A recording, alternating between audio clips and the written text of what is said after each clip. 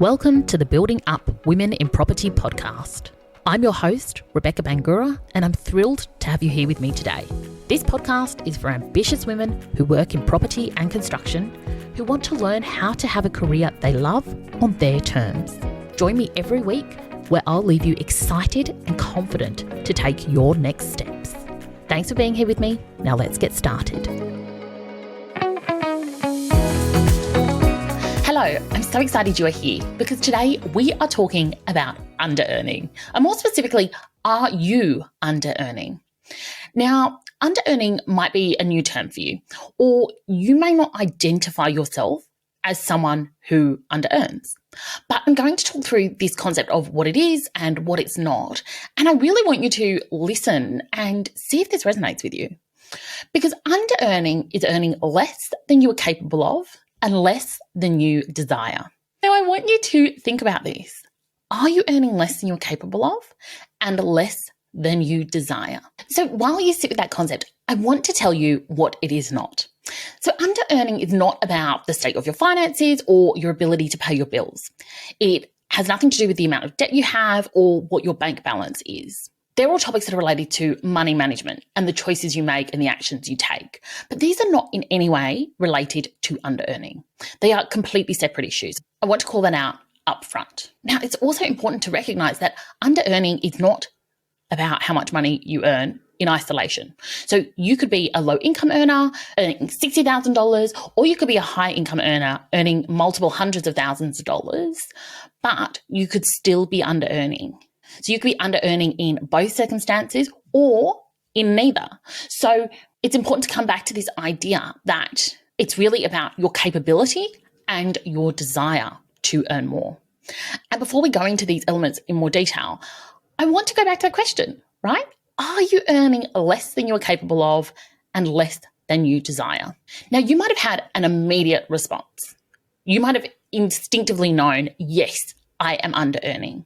Or you might not be sure. And either way, it is absolutely fine because as we break this down, it's going to become more clear to you if you are under-earning. We're going to talk about the elements of under-earning and why it is that we under-earn.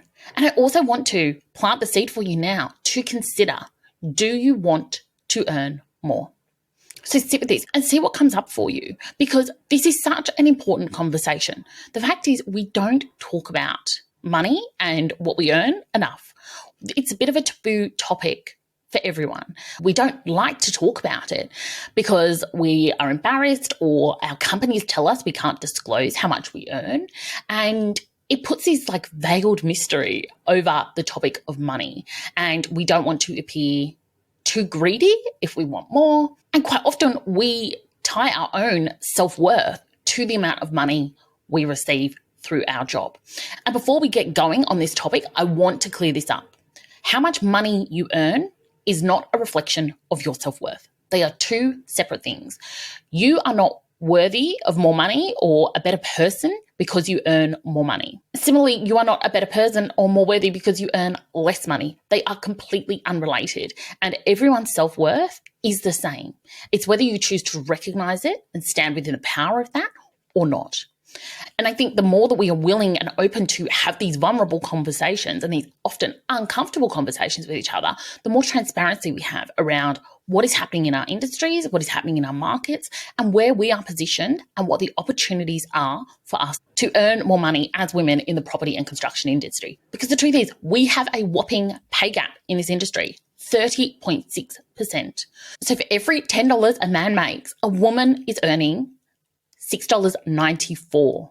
It's incredible. And we can be outraged by it as much as we like. And believe me, I am. But we need to take that next step. How are we going to have equal pay within our industry? And I think the first part of that is really looking at where we are as individuals. So moving away from this issue of the industry-wide pay gap that we have and taking it down to the granular level. What does it mean for us as individuals? How do we show up? How do we want to change it for ourselves? And giving ourselves permission to go and seek that. And the more that we can do that as individuals, the more strength we get as a collective, the more we start to reduce that pay gap and create more opportunities for women to access higher paying jobs in our industry and to get pay equity. So we need to approach these challenges from both sides, at the macro level, industry-wide initiatives and organisation-wide initiatives, but also as individuals. And the simple fact is, if we wait for the industry initiatives to catch up, we're going to be waiting decades. So I want to shift that conversation to the side, and I want to focus on you and where you want to go with your career, with your finances, with your professional aspirations and your money aspirations, and move the needle there. Because once we shine the light on the topic of under-earning and you understand what it is, then you can make that conscious decision to go out and create the financial reward that you want.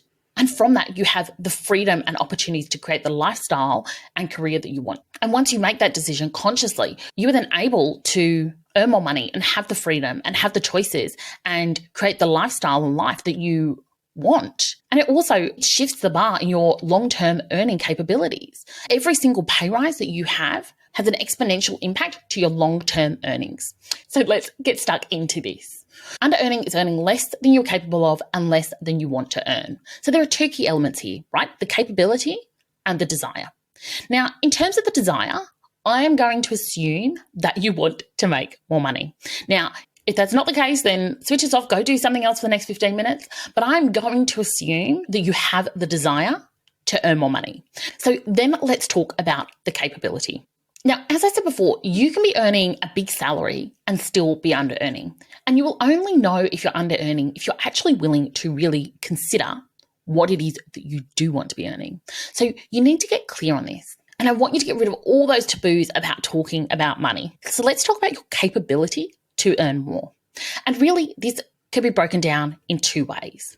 There is the factual ability. And the simplest way to know if you are under-earning is to consider, are there other people doing the same job as me, getting the same results, who are getting paid more money? And if the answer is yes, then you are. You are under-earning. When you look at an industry salary bracket and you see that the average person in your role is earning between $110,000 and $140,000, and you're earning $100,000, you can see that you are under-earning for performing that role. That's a really easy way to see where you sit in terms of the earning capability of the role you are performing. And I really do suggest that you go look at Glassdoor, see what people in your role are earning, and then benchmark where you sit against that. So this is the qualitative part where you can actually go away and look at the numbers and see where you sit in comparison to those around you. And this is where we would talk about the issue of pay equity. So if I'm doing the same job as someone else, am I getting paid the same amount? And I'm going to call this out. It still is an issue in our industry. There are still women getting paid less to do the same role than men. But we have made a lot more progress in this regard, right? Companies are a lot more aware of this going in now, and particularly if you work for one of the larger firms, this is definitely on their radar. But it is still a problem that exists.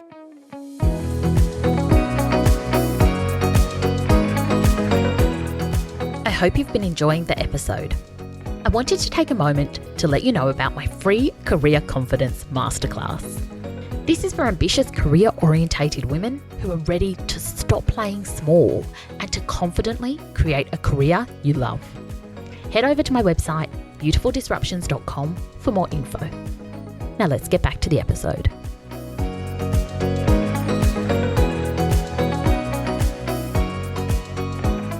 The second part to capability is a bit harder to define because it actually refers to what you are capable of doing in a different capacity.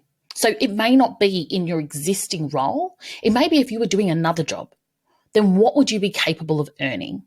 So this is where we see the issue of the pay gap really becoming more of an issue, because this is where we see women not having access to certain types of roles within our industry. And for example, those are the leadership positions. We have so few women in those high earning, high impact roles because systemically women are weeded out of our industries at the mid-career point. When they get into their 30s, when they start to think about families, typically that's when women leave our industry in droves. So we see women not getting the opportunities to step into roles that they are capable of doing. And this is where you have to really think about, what is it I want to do? What is it I'm willing to do? If I had the opportunity, would I be earning more money, whether it's in your current role or in another position? So really get clear for yourself. Are you under earning in comparison to your peers in your role?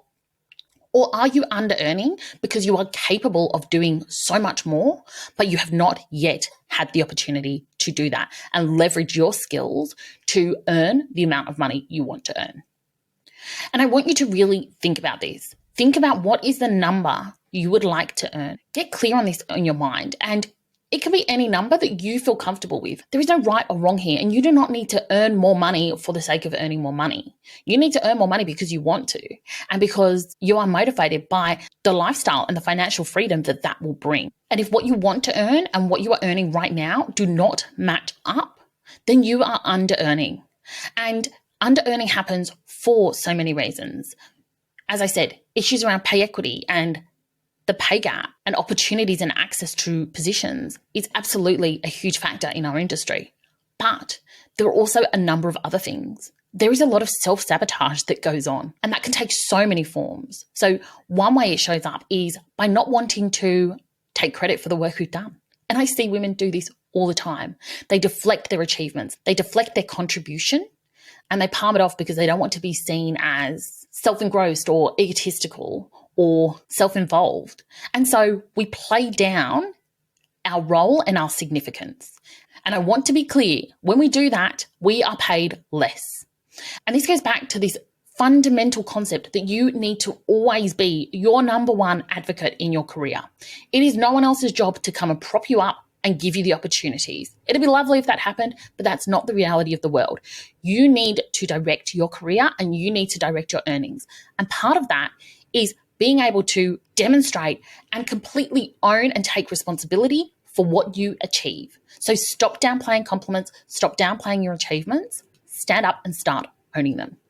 Now, the other thing is just remaining silent on what you've done, right? So working away, squirreling away in the background, but never calling any attention to what you are doing. Another way you might be sabotaging is not preparing for your performance review, not taking the time to gather the information you need and get in the headspace to show up in your most powerful and confident way in order to drive the outcomes that will benefit you. You might not be negotiating your salary or your benefits. This one is huge, especially when we start our careers or when we go into new roles. If you aren't negotiating then, you are always going to be on the back foot. And the first offer is never the final offer. So please never accept a job offer on face value. You need to go in and negotiate for yourself. Now, another thing that happens is we don't seek out opportunities. We don't seek out promotions because we only meet 5 out of the 10 criteria and we think we need to meet 100%, which is just not true. So we could often hide away from the opportunities because we're not willing to put ourselves out there. And similarly, we don't apply for other jobs. We like to hide in the safe, familiar place instead of get uncomfortable and actually test our value in the job market. So you might know that you are being paid less than you could be, but you're sitting there silent, hoping that it changes miraculously one day, or pretending that it's not an issue for you. When you think about the dollars and cents of it, you know it is. You might also not be developing yourself. You are not growing or evolving your skill set so that you can step into that next role and so you can live into your capability longer term. And again, this can happen when you're settled into that role and you're not thinking about your progression. Or you might have left it to the point where you are so desperate to leave a job, you are willing to accept anything and you take, again, that first offer that you see, even though it's not aligned with your financial or your career aspirations. The last thing I think, which is probably the most important thing, is that you don't believe in yourself. You don't have that self-concept yet of being someone who earns the amount of money you want to earn. You think it is something for someone else, or it's something that one day you will be able to do when you have more experience or more qualifications or you're older or any number of things. You don't believe that you are worthy of earning that money. And believe me, we have so much programming around money in our minds that it's deep-rooted from childhood. Quite often that comes into conflict in our own mind around how we can be a good person and how we can earn a lot of money. And as I said before, money is really important. It is the gateway to opportunities. It's the gateway to freedom. It's the gateway to financial independence. And we need to make the decision to stop under earning. So I want you to get conscious about these. I want you to set aside your own thoughts around what you're capable of, and I want you to commit to the number that you want to earn. And I'm giving this to you as homework. I want you to go away and think about, what is the amount I want to earn? What is the amount that you desire? Put all your self-doubt to the side. Let it hang out over there for a minute, but think about what it is. If there was no judgment and you were capable of anything, what would that number be? I invite you to come over, send me a message on LinkedIn or Instagram with what your number is. It's between you and me, but I want you to decide that number and declare it. Write it down. Keep it front of mind. And then I invite you to come back and join me next week, where we will actually be talking about, how do you stop under earning? How do we work through those blocks and those barriers to get you the financial reward that you want and you deserve and you are capable of? Because it is okay to want more. It is okay to feel frustrated with your current position and to desire something else. Okay, my beautiful friend, go away, pick your number, let me know what it is, and I'll see you in the next episode. Have a beautiful day.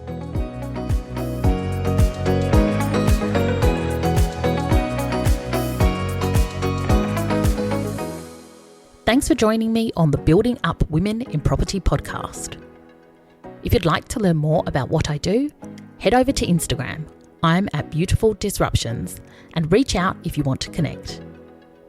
Have a beautiful day, and I'll see you next time.